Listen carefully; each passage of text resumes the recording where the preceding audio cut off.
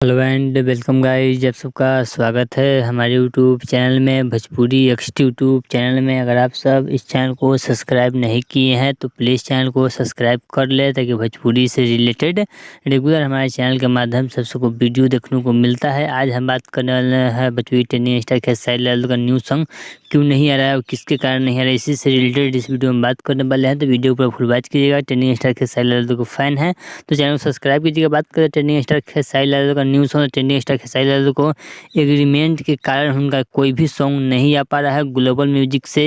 Agreement के कारण जो अगर ट्रेंडिंग स्टार खेसारी लाल गाना आएगा भी तो जो ग्लोबल म्यूजिक से अटैच चैनल होगा उसी से सिर्फ ट्रेंडिंग स्टार खेसारी लाल का गाना आएगा, लेकिन वो भी गाना बहुत आप सबको कम देखने को मिलेगा। महीना में 1 से 2 ही गाना सुनने को आप सबको। कोर्ट में ट्रेंडिंग स्टार खेसारी लाल अपना केस हार गए, इसलिए ट्रेंडिंग स्टार खेसारी लाल का गाना आना बंद हो चुका है।